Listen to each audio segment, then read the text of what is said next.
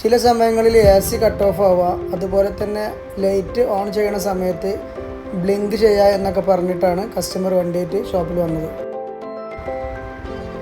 Manually ഞങ്ങൾ മൊത്തം check ചെയ്തു. ഞങ്ങൾക്കും അത് ഫീൽ ചെയ്തു, ചെറുതായിട്ട് മീറ്ററും കാര്യങ്ങളൊക്കെ ബ്ലിങ്കിങ്ങും അതുപോലെ തന്നെ ACൻ്റെ പ്രശ്നവും ഞങ്ങൾ ട്രയൽ എടുത്തപ്പോൾ ഞങ്ങൾക്കത് കിട്ടി.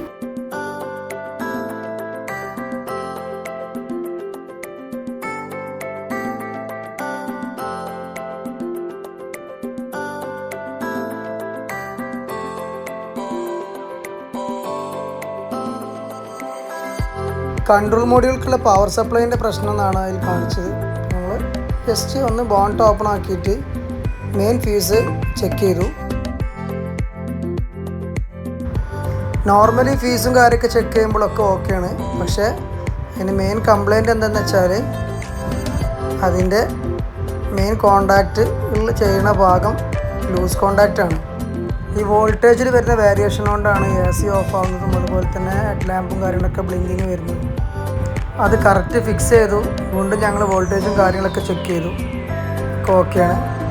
പിന്നീട് ഇൻറ്റീരിയർ ലൈറ്റും കാര്യങ്ങളൊക്കെ ചെക്ക് ചെയ്തു, ഒക്കെ ബ്ലിങ്കിങ് കാര്യങ്ങളൊന്നുമില്ല. ആ കംപ്ലൈൻറ്റ് ഓക്കെ ആയിട്ടുണ്ട്. ഇതുപോലത്തെ കംപ്ലൈൻറ്റ് ഉണ്ടെങ്കിൽ ഞങ്ങളെ ഷോപ്പുമായി കോൺടാക്റ്റ് ചെയ്തോളൂ.